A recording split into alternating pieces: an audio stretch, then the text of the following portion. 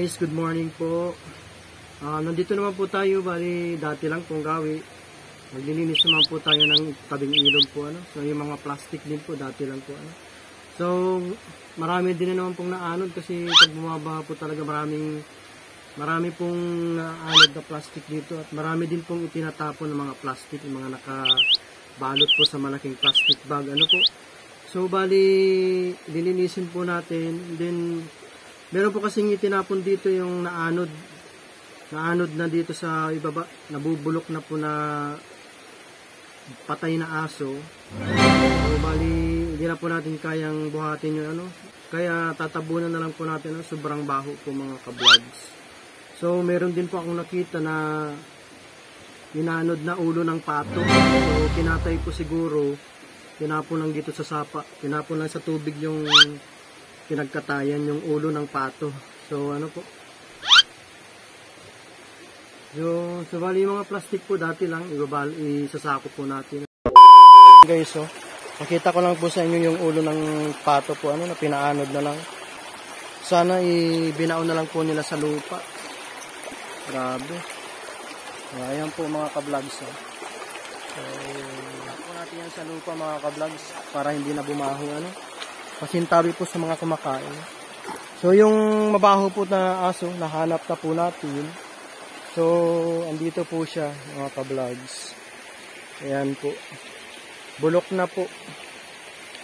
So pasintabi po sa mga kumakain mga ka-vlogs. So bali wala na po tayong magagawa kundi tabunan na lang po ng lupa yan mga ka-vlogs. Po? Kasi hindi na po natin ito maalis yan kasi bulok na po.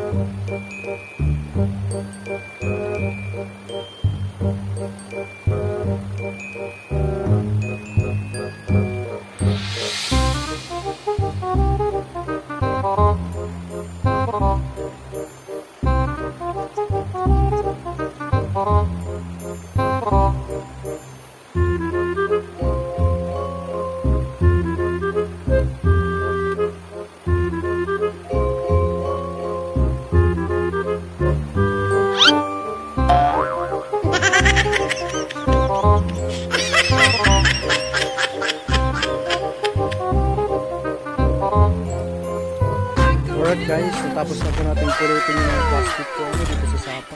Share na lang po ng video natin para tularan po ng iba po. So yung mga makakakita po sa ating video, so mahihiya na po sila magtapon dito po, kasi malinis na po. So ayan po, yan lang po ang nalinisan natin. Bali marami pa po dun sa unahan po, talagang marami pang plastic. So Uubusin po natin yan hanggat maubos po.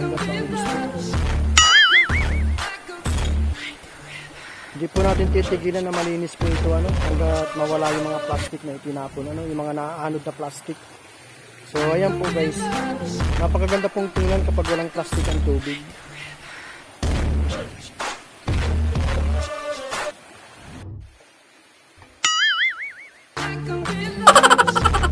Magandang araw po mga ka-vlogs, mapagpalang araw po sa inyong lahat. Nandito naman po tayo si Papa Renz Vlog po follow nyo po ako sa ating FB page, Renz Vlog at Kalakal TV. Sa ating YouTube channel po, Papa Renz Vlog. Subscribe nyo po mga ka-vlogs para updated po kayo sa ating mga latest video. So, follow nyo na rin po sa ating FB page, Renz Vlog at Kalakal TV. So, yun lang po mga